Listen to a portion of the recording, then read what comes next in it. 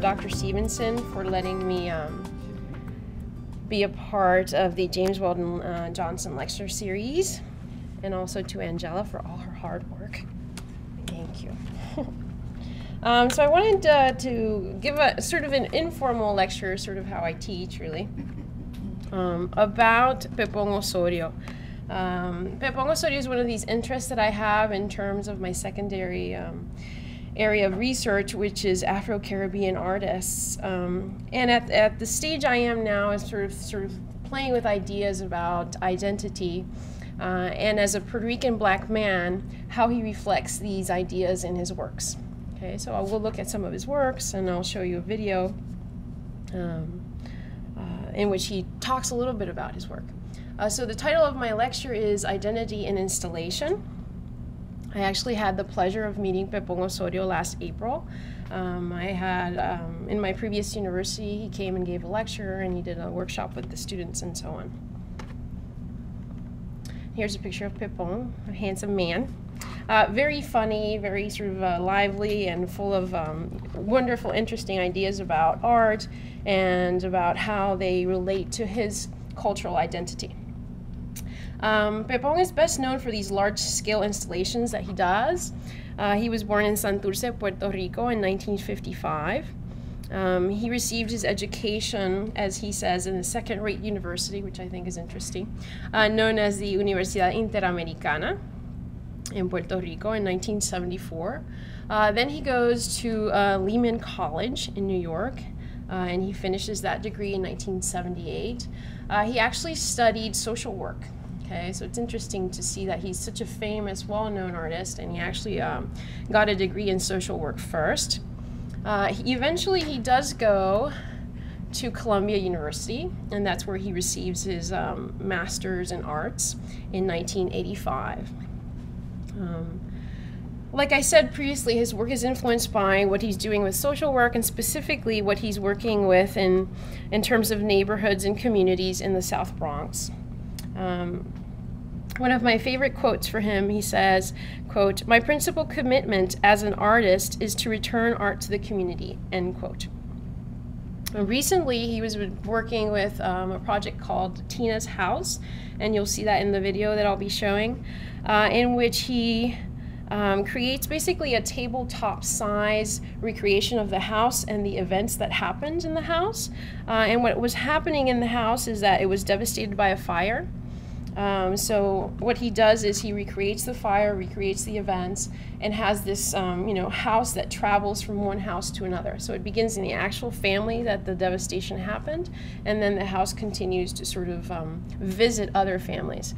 And what's interesting about that, of course, it's bringing art, high-end art, to the home, to people's homes that necessarily wouldn't have to deal with art typically. And also it recreates these aspects of that you see in Latin America of saints that would travel to different homes. So in that sense, he's sort of making a connection with Catholicism, which is really interesting. His work has been shown at the Whitney Museum of American Art, at El Museo del Barrio, at the Smithsonian, El Museo de Arte de Puerto Rico. So he has sort of gotten into the mainstream in terms of popularity. But it's interesting to sort of note that at no point does he forget that the community is the most important thing for him.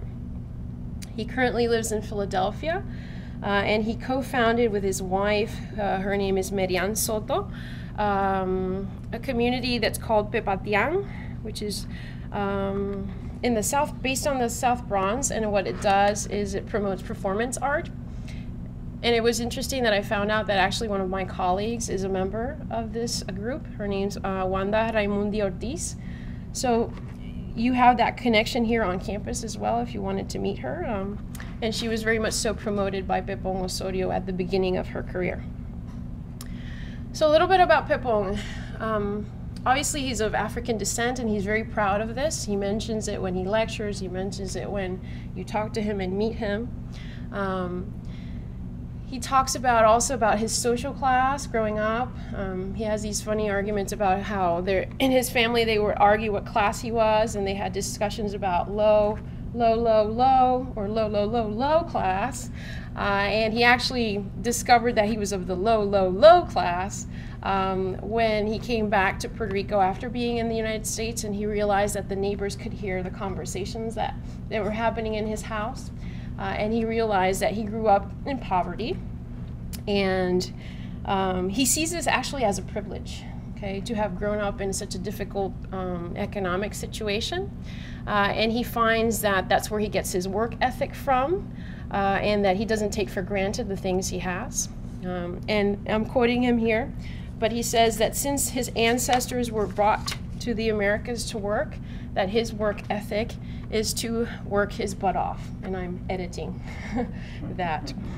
So again, he's very proud of his heritage. Early on, he's interested in environmental works. That's what he'll be sort of interested in when he starts his career. The actual events sort of surrounding why he goes to Columbia University are interesting. Basically, his fiance at the time is Marian Soto, who becomes his wife, gets into the dance program at Columbia, and of course he decides he wants to be wherever she is, obsessively in a way. And he decides that he's gonna dig up these artworks that he had produced long back. He actually buried them in the ground, if you can believe it. So he goes through the South Bronx, digging up works he had produced, and makes a portfolio. And he goes to the interview portfolio session, and he shows all these works full of dirt. And surprisingly, they accept him into the master's program. And all these negotiations are done. He likes to make fun of it in the present tense, because he didn't really speak English that well, so he couldn't do the future or the past tense. So he's like saying, I go here now, and sort of negotiating with the registrar's office about studying at Columbia. Okay, so he gets his degree, and it's the first time that he really gets to spend time in the studio, because he has a studio that he can work in. And he becomes, again, very well known and very prolific. Surprisingly, one of the first things he does is actually abstract paintings, and I don't have images of that, but he's mostly known for these installation works that I'll be showing you. And this is the quote I wanted to show you again about his principal commitment as an artist is to return art to the community. I wanted to sort of explain installation pieces to you. Some of you might know what these are, but some of you might not. It's an artistic genre of site-specific three-dimensional works designed to transform the perception of space. His works are mostly life-size, and you can actually walk into them. Only one of them is actually limited by a police sort of do not cross tape. In these installations, things that are innovative about them is he includes videos, he includes photographs, and actual videos and photographs of real people. He engages all the senses. In one of his pieces, he actually breaks a bunch of perfume, or actually cologne, so he engages your sense of smell. He allows the viewer to touch, which I was really surprised when I saw one of his pieces. Somebody's was touching it. I'm like, ooh, don't touch. As the art historian, I was sort of freaking out about it. But some of them are allowed to be touched. You also have that you can hear the surroundings. There's music sometimes, obviously the videos. He portrays these traditions, cultural events that are important to the Puerto Rican population. He shows also stereotypes. He deals with issues of race, machismo, and of course the importance of the material object, which I think is key to his work. So things I'm looking at are not only sort of the material object, but the issue of race are really what I'm interested in, because some of these things have already been studied by other art historians. The object is presented as overwhelming, and as much as I'd like for you to experience these works, the only way to really get an idea about them if you went and saw them in person, because they're just a sensory overload that I actually wasn't mentally prepared for. I saw his work at the Museo in Puerto Rico. I was with my students, actually, and one of my favorite students grabbed me by the hand, and she's like, oh, check out, they have a pepon thing. I'm like, really? So I walked in, and I couldn't believe it. Okay, and I'll show you that piece. It's called En la barbería no se llora. And I'll show it to you in like 5 minutes. He's also interested in these objects being mass-produced. Of course, the idea of consumer culture, which becomes very important, for example, with pop art, and these aspects of the object being decorative. I've also been toying with this idea also that he has this concept of what's called horror vacui. It's a Latin term that we use in Roman art for the fear of empty space. And I actually think he has the fear of empty space, and you will notice why. So we look at the worshipped object that's preserved, that is even at times covered in plastic, and sort of we give an homage to the object. Okay. And I'll let you look at that, but I have other things to talk about here about race.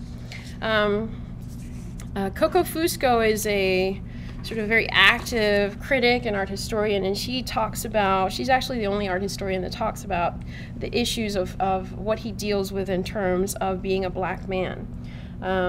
So based on her research, the ideas I've been looking at are that as a man in the Puerto Rican race, he's often confronted with racism himself. And he's trying to deal with the experiences of people of color in general. Something that he does focus a lot on, and that he says often, is that when you go into a home of a family of color, that home is characterized by certain things, and one of those things is the importance of family and the family bond. That you'll see, for example, pictures of the family, and those representations are usually ignored when they create stereotypes of people of color. So I think that's interesting. I'll show you some works in which he shows a lot of what are called Cupid dolls. And what he does when he shows these little dolls, and he shows them obviously in excess, but there's a work called El Chandelier, which is of course Spanglish, and it's quite funny. But he maintains the white dolls in a minority, sort of making a statement that he would want white people to be the minority, which is interesting. He uses black saints in lots of his works, representations of one that's called La Virgen de Monserrate, which is a specifically black saint within the sort of Puerto Rican cosmology that saves a guy from actually being run over by a bull, if you can believe it. Okay, and she comes out in a vision and sort of an apparition. And a lot of people have argued, again, that that saint was needed so sort of the black population could embrace Catholicism. So it's really interesting. We'll look at Las Tuines, that also deals with issues of race and racism in the Latino community, and another one called Trials and Tribulation. And I apologize because I don't have good pictures of this. This is his first work, and unfortunately nobody takes good pictures of it. And it's called El Velorio, so you can see it. The ones that are black and white are El Velorio. It's called AIDS in the Latino Community is the full title. And Pepon talks about the first time he ever saw real artwork, and he was actually 18 when he saw it. And it's called El Velorio as well, and you can see it below, and it's by Francisco Oller. Francisco Oller is sort of the premier Puerto Rican artist. He's the guy that made it, according to lots of people. He worked in Paris, in France. He was friends with Pizarro, for example. He's known as a realist impressionist because he sort of did a lot of work with Courbet and sort of mimicking that, but he had a very impressionist brushstroke that you can appreciate, perhaps in the little scene where you can see the landscape in the corner, in the left corner of the painting. El Velorio is probably the most reproduced work in Puerto Rican history. You will walk to, I don't know why, but you walk to any doctor's office and there's a reproduction of it. Okay, in every single doctor's office I've ever been to. It's a very controversial work, but most art historians agree that it is paying homage to the figure in the center. I don't know if you can see him, but his name is Pablo, and Pablo is a freed slave. Okay, and Pablo is the only one that you can see actually paying attention to the baby on the table. Do you notice the baby on the table? So the baby on the table is dead. And it's called Awake. Okay, so that's the title of the work. And notice everybody else is having a party, everybody's all carousing and being loud, and Pablo sort of stands there sort of venerating this child. And of course, within sort of Catholic dogma, it's believed that we're celebrating the death of an angel, really. But it also has other issues about the issue of race. For example, that even though Pablo is freed now, within the society, he's still treated like a slave, and that he could only get freedom through death. So it has a lot of very complicated iconography that our historians go back and forth and debate. So he saw this when he was 18, so obviously it created an impact on him.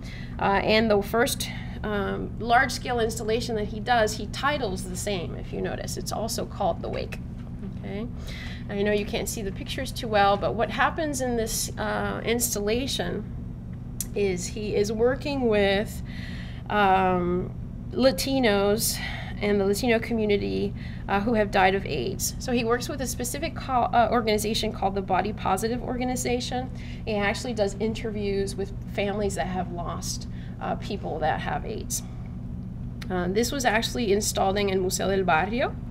And what he does is, after he does these interviews, he will use the quotes, and you can see it here in this slide perhaps a little better. He will use the quotes of what the family members said, and he places 7 coffins in the work. So you have it sort of mimicking a funeral parlor, It has 7 coffins, 2 body bags, and the body bags are sort of very ominous. It has flower arrangements, couches, chairs. It's very much so like a Puerto Rican wake in which you would attend and sort of have this overload of, flowers, images.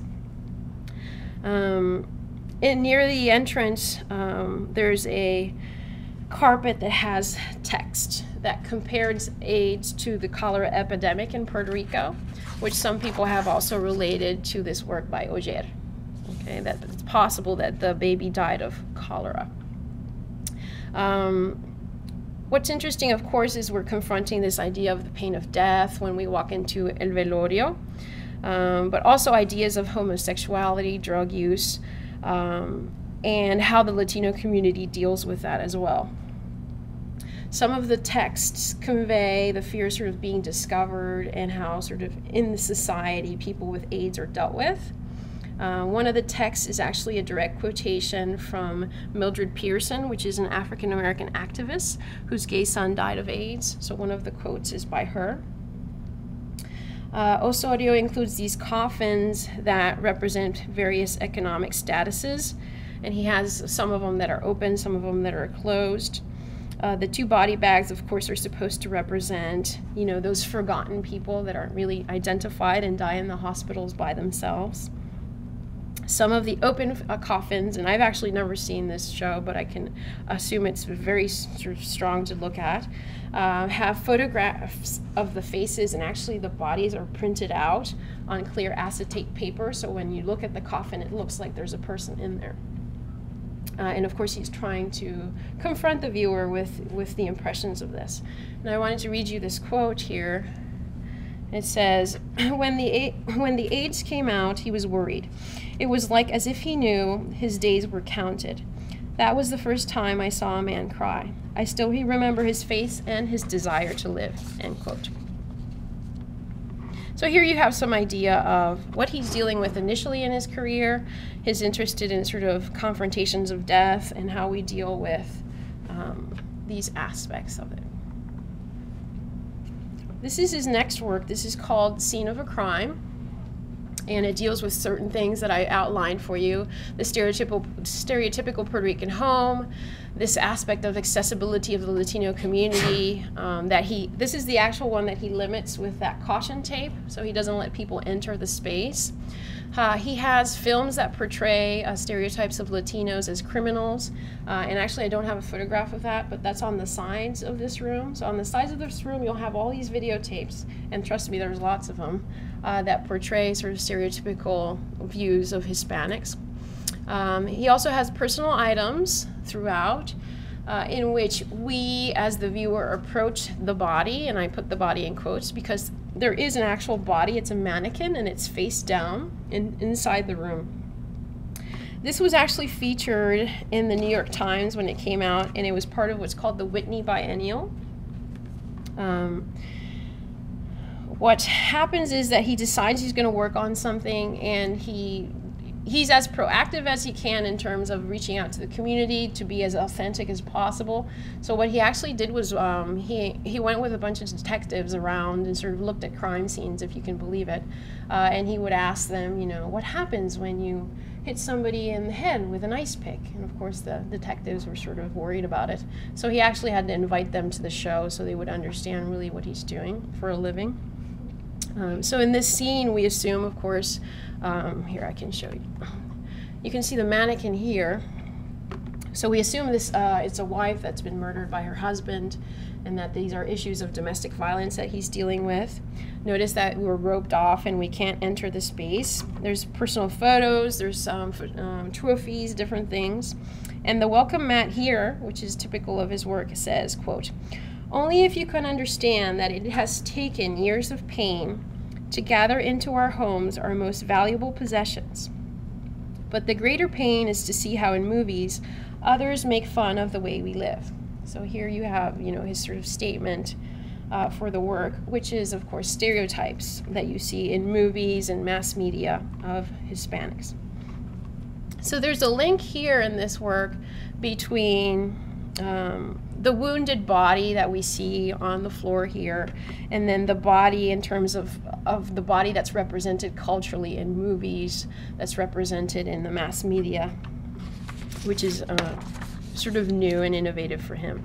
The videotapes that I'm not showing you that are on the outside they're actual real movies, first of all, and they have statements on each of the movies that talk about how people feel about them, and I'll read you 3 quotes. There's one that says, quote, "We are either seen as violent, horny, or on welfare. They never show our humanity or our struggles and empowerment," end quote. The other quote says, "You see the negative stereotypes portrayed in the movies so many times that at some point you start believing them yourself," end quote. "The more I see the stereotypes, the more I feel excluded from the world, almost as if I'm living in a reality that is common to others," end quote. So these are quotes that you would find in these boxes outside. And you can see that as messy as this looks, right? You can see sort of the overwhelming amount of things he has in it. They're very precisely planned. So he'll break things on purpose, arrange them on purpose, go to the dollar store, wherever he goes, and buy a bunch of things and sort of organize them in a specific way. And he did study enough of the detectives to know how to lay out the body. So when the detectives came back, he's like, "Actually solve my crime for me." So they walked around and looked at the scene of the crime. Are there any questions so far? Everybody good? Yes?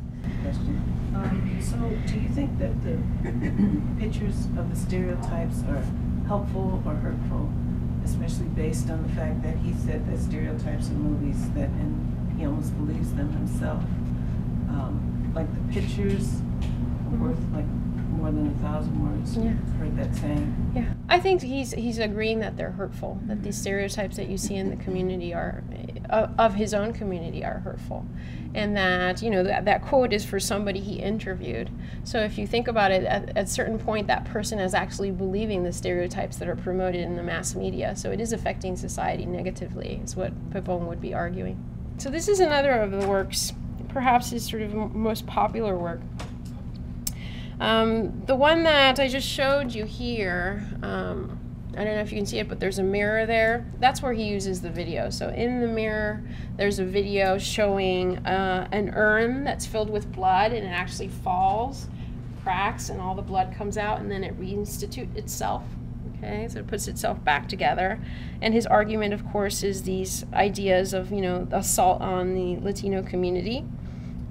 And he was very excited because he was in the New York Times. He went back to the community of all the people he had interviewed, and he's like, "Oh, look, yay, I'm in the New York Times." And of course everybody's like, "Well, we don't get that newspaper."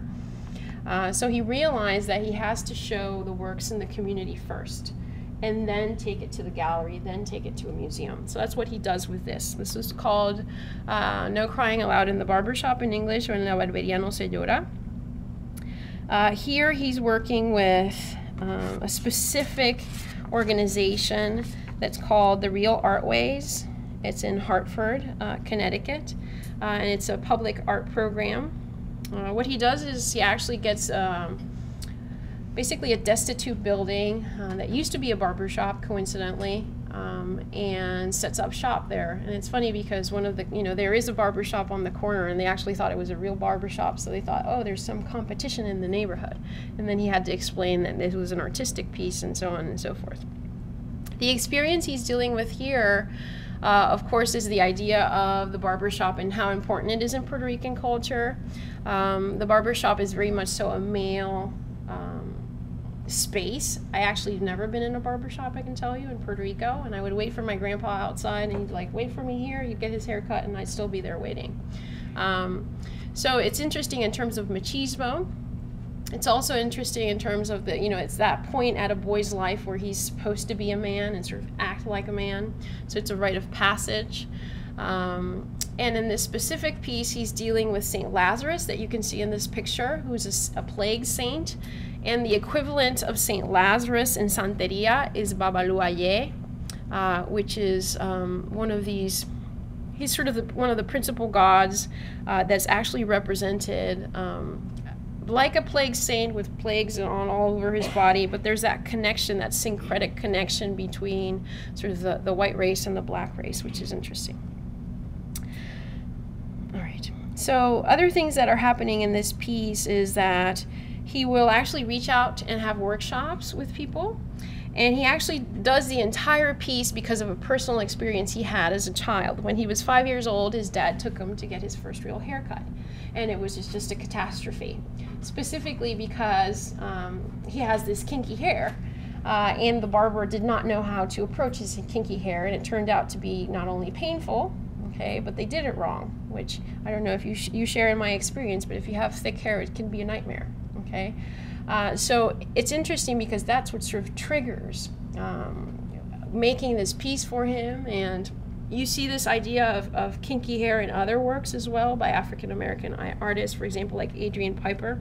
So you could research it more and make sort of this connection about hair and the idea of sort of not being part of sort of mainstream, in terms of getting a haircut.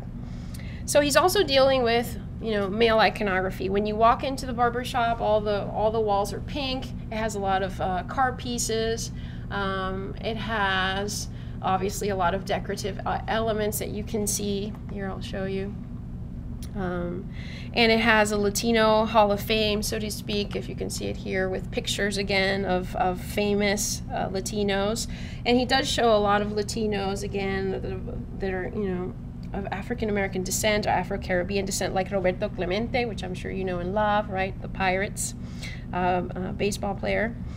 He also shows his dad, Benjamin Osorio, obviously because his dad has to do with this experience that he had as a child. If you looked at the ceiling, which I'm not showing you here, it has sort of blown up representations of giant sperm, if you can believe it, okay? That's under a microscope because it's supposed to be sort of this manly space. Barber chairs, it has, parts of the inside of a car, mirrors, photographs of men with their muscles and their tattoos. And then the video is a continuous reel of men crying. And he's eliminated the sound, and you can't obviously hear, but you can see these men crying. And of course, a lot of people reacted to this. Some women were like, that's sort of the, the saddest thing I've ever seen in my life, and some women were repulsed by it. So again, dealing with issues of machismo and sort of male pride. This is the one that he breaks the cologne. The cologne is called Baron Dandy, and he complains about how just awful smelling it is, and he breaks it in the beginning of the show, so you can sort of smell it the instant you come in. He actually creates his own brand of vitamins that are called Vigo Macho, and he sort of displays them. And it's all about sort of these ideas of machismo. The sperm were basically an idea he got from arguing with this guy from the community, really. The guy was arguing with him that if he masturbated, that, his fantasy was that somehow the sperm would reach the ceiling. So Pepon's like, oh, that's impossible. How can you ever say that? It's physically impossible. But of course he took the idea and put the sperm on the ceiling, and then when the guy came to the show, he's like, see, I can do it, but you can't. So he's sort of poking fun at him. So he has an interesting sense of humor. So very sort of theatrical in lots of ways. Some people call this neo-Baroque because it's so overdone and it has so many things to it. One of the most interesting aspects of it are these chairs. So here you see the outside of the actual shop. He painted it to look like a Puerto Rican barbershop, and then he puts the videos outside. And then one of these chairs, he will have like silk screen printed figures of the male body. And basically what he's trying to accomplish is that the child will sit there to get his hair cut and will emerge as a, as a grown man, an adult. Okay? So again, here you can see sort of what he's doing in terms of working with real art ways. He does workshops about machismo. He actually does workshops with single women, which I find is fascinating, with single women that have to deal with raising children on their own, and this aspect of machismo in terms of having, being a single mom. So he's very much so active in trying to bring things back into the community that help him make these works. This is another of his famous works. It's called The Badge of Honor. This he does in connection with the Newark Museum and with what's called the Alhira Center of Contemporary Art. He sets up shop, and he does this again in the community and then takes it to the gallery. He does it in a area that's predominantly Hispanic and African American neighborhood in Newark, New Jersey in the summer of 1995, and then he exhibits it in the Johannesburg Biennial. What he's doing here is he was interested in this idea of fathers that have been in prison for petty crimes and their relationships to their children. Okay, so here you have a father-son relationship. The father's absent in jail, expresses the effects of the father in jail and how the son feels about it. And of course, it's dealing with other universal, more profound issues like being trapped by alcoholism, being trapped by drugs, other things.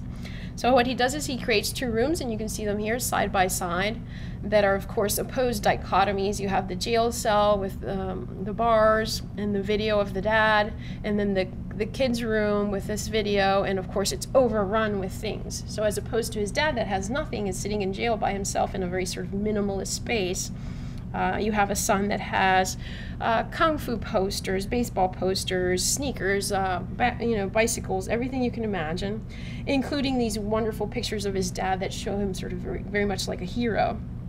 So the two spaces are an opposite contrast in terms of psychologically how they're feeling and then physically how they're feeling. So he actually found these two people through a service agency. So again, Osorio is working with this aspect of being a social worker. He interviews these two people. They're called Nelson both, so Nelson Sr. and Nelson Jr. over a period of time. And he interviews them by telling them a specific word and says, how does this word trigger ideas in your head? For example, honor, faith, forgiveness. And then one starts talking, and he takes the video and shows it to the other person, and the other person responds. So really, it's a conversation that's never happened in real time that makes it sort of fascinating in terms of video installation. In the end, he edits, and he has about 22 minutes of video. And like I said, the son and the dad go back and forth about different issues. And one of the most important ones is, of course, forgiveness. Why are you in jail? Why am you not raising me? So these issues are important to him. And again, like I said, it has other universal aspects to it, sort of contrasting both scenes. And Pepong actually has to travel back and forth to the Northern State Penitentiary in New Jersey, so you can see sort of how dedicated he is to his work, that to the point that he will travel back and forth to sort of make contact between these two people. Any questions so far? No? I have another work that I actually unfortunately do not have pictures for, and it's one of the most fascinating works by Osorio, and it's called El Cab, or The Cab, right? If we translate it. And he actually did it in a cab. So one of the reasons we don't have good pictures of it is because it was very ephemeral in that sense. And he's doing a moving public artwork. What he does is he decides to deal with this cab service because there's been a lot of taxi drivers that have been murdered in the Bronx. And it's supposed to be a memorial to a Dominican driver who was murdered, and to remind passengers about sort of how this happened and why. There's a specific company that's called Mega Radio Dispatcher, and you could actually call and ask for Pepón Osorio's cab. And if you can imagine the cab, if you've ever seen these cabs in New York, so what he does is he decorates the back of it, the front of it, you know, big dice, all that stuff. Okay, so he overruns it with things, including flowers, lace, Dominican flags. And he arranges this tableau to honor this guy, and he was known as 29, this cab driver. And he has a video inside the cab that interviews other drivers and how they feel about their safety in terms of being in these cabs. And one of the drivers says, quote, "If I stay here another year, I doubt I'll be alive," end quote. He does initially the project because he's interested in this Dominican taxi driver and how he was impacted by obviously being murdered. His family would not receive money.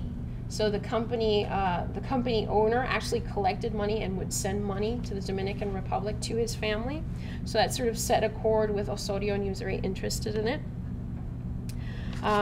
This one is one of the ones that I've been looking at in terms of my research, because when he's sitting in the cab, if you can believe it, one of the taxi drivers remarked about how he didn't stop for black people or teenagers because they often refused to pay. And also because sort of, you know, the dangers of doing that. And of course, Osorio, as an artist and as a black man, reminded the taxi driver that he was black. Okay. He recalls the many instances in which taxi drivers refused to stop for him because he was a person of color. And this is when he sort of, it really clicks that he has to deal with the prejudices within the Latino community, and he actively starts making work that deals with this. So we have a traveling artwork that obviously I don't have pictures for, but then he consciously decides to deal with racism in his works. And I'll show you specifically that one. It's called Las Twines, or the Twins. So here you can see the close-up of the cell that I was talking about and the room.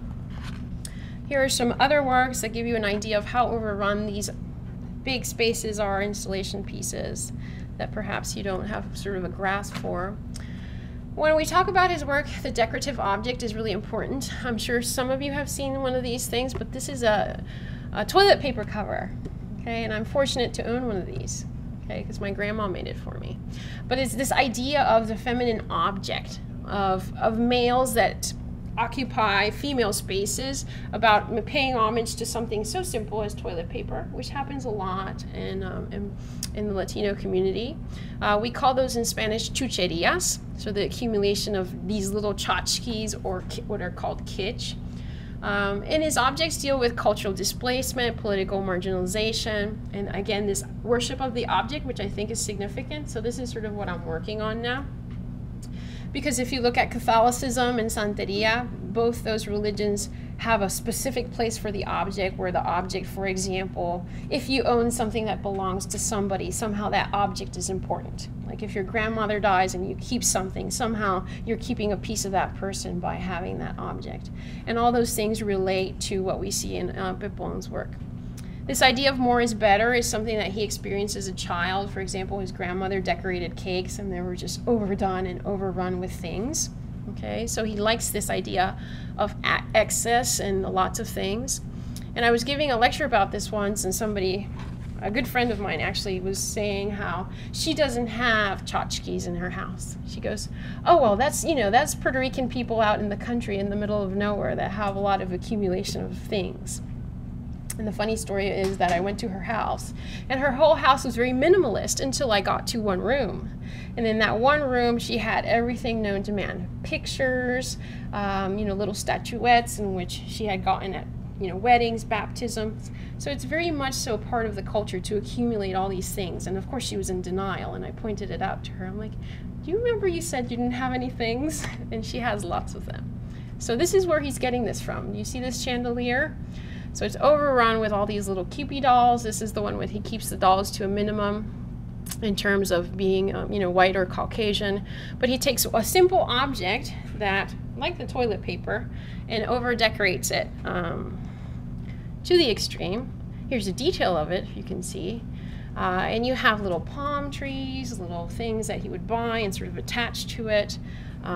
So he's very much so into this decorative element that a lot of people, I think it's sort of a misnomer to call it Neo-Baroque, but a lot of people like to call it Neo-Baroque, and Baroque being the period in Spanish art where the church likes to decorate things because, of course, you're trying to bring people back into the church after the Protestant Reformation. This is La Bicicleta. This is one of my favorites. La Bicicleta, again, is of course exaggerated, but you can see in Hispanic countries people that decorate their bikes. That's their only mode of transportation. I mean, I'll be honest, I decorated my bike when I was little, and I put stuff on the wheels that made noise, you name it, ribbons, everything. And it's, again, it's sort of, you take pride in your mode of transportation, and this is something you can see in many Caribbean islands. In Haiti, for example, it's very popular to do. So he does it to the extreme. So here you have that he glues on these little plastic swans to it, okay? And you can actually buy those little paper things and put them on there. They're quite colorful. And this is one of his pieces in which you see, again, the decorative element, but he's bringing a lot about his own sort of life to it. This is called La Cama, or the bed, and it's about, of course, the domestic sphere. In here, he's taking sort of, again, a domestic object as simple as a bed and sort of heightening it and making it more important. It's basically a collective memory that he's accumulating in this bed. It's an homage to Juana Hernandez, who actually raised him, and to Marian Soto, which is his wife. So we have this 4-poster bed that sits in this pink room, and he outlines the dream he had, I don't know if you can see it, but in the border at the bottom of the floor. He writes out this dream that he has on the baseboard, in which, of course, Juana had passed away, but he approaches her in her deathbed and introduces her to his wife. Juana responds in a mixture of Spanish and African-sounding language, invoking Oshun, the goddess love of Santeria, and sort of gives them their blessing to be together to form a family. So it's adorned with photographs of Osorio and his wife as children, and the bed symbolizes their union as a couple with the spiritual presence of this lady that raised him, Juana. So this is one of my favorite pieces. If you notice the coverlet, I don't know if you can see it, but it's festooned. It has a gazillion little ribbons, and there's also called capias that you would receive, for example, at baptisms, weddings, that are literally sort of for you to remember something. And this little ribbon will have some sort of decorative item, and it'll say the date, and it'll say the name of whatever happened. So if you went to a wedding, they pin it on you when you get to the wedding, and it has the date and who got married. And I know when my grandma passed away, we threw away like 400 of these things, okay, that she had saved all her life to every wedding she went, to every event she went. So that's what you see on the coverlet. And I think this, this piece is interesting in terms of, a bed. A bed is where families get started, babies are born, people die. So I've been looking at this aspect of the bed in my research. Here you can see the detail of it. Where you can see the details of the ribbons and that big picture of them as children.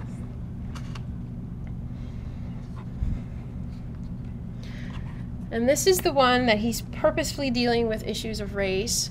You can see the installation on the right and then a detail. This is called Las Twines, or the Twin Girls. And the issue of racism is dealt with these 2 young girls that, of course, have different skin color, different hair texture. Again, the hair being important, that we see in La Barbería No Se Llora. And they have this cute little car that they ride around with in a circle. And you have the videos that you can see. The videos are actually males that are painting, there's a black male that's painting his face white, and then a white male that's painting his face black. And they paint it and then clean it off, and then they're surprised, and then they start the cycle again. So that's what he's showing.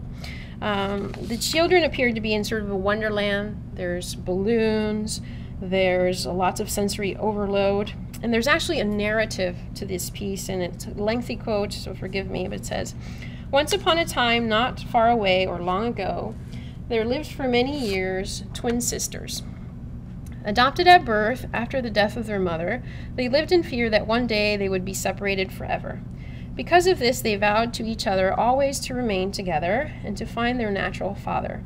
No one remembers their individual names. They were simply known as Las Duenas. While they were identical in every way, one thing that distinguished them was their skin color. For over 50 years, the sisters crossed the 7 seas, traveled the 7 continents, and spent all their days and nights in search for the truth. Everywhere they went, they were showered with gifts, for people saw a bit of themselves in Las Duenas' story. Their father never dared to claim responsibility for their existence. People say that even today, you can see them in the early morning hours, walking through the streets and calling for Papa." End quote. So it's this idea that a man would have 2 children, they would be different races, and then he would deny them both. So it's, again, dealing with racism in the Latino community. So here you have, again, this festive sort of ornamental work in which he's dealing with issues of identity specifically for him. This was actually put in a storefront in the Bronx, which is a couple of blocks away from where he was working, and this was in 1998. This is one of his other works that he's dealing with issues again of Afro-Caribbeanness. This is the Trials and Tribulations, in which he recreates this. I'm showing you a specific scene where she's in the shower, and you can see her reflection with the video on the shower curtain. But he actually recreates a full installation in terms of the judge. He's chronicling the survival of the urban community in terms of being part of the system. So we have a judge's bench, a spectator chairs. In the center of this space, we have wood, glass, and then the bathroom is supposed to be as this private shrine where this young girl, her name is Adrian, and she grew up in the foster child system, and she's explaining all the things that have happened to her in her life to the judge. Okay. And there's other works, again, that he does that I'll show you in this video, like State of Preservation, in which he deals with plastifying things. So I wanted to see if the video works.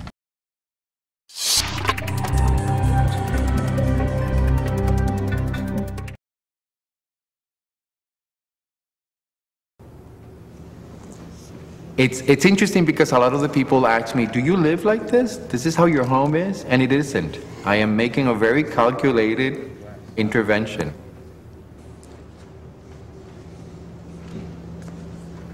When this piece, The Scene of a Crime, was at the Whitney Museum, it almost felt as if I had taken a piece of the South Bronx and placed it in the middle of Madison Avenue.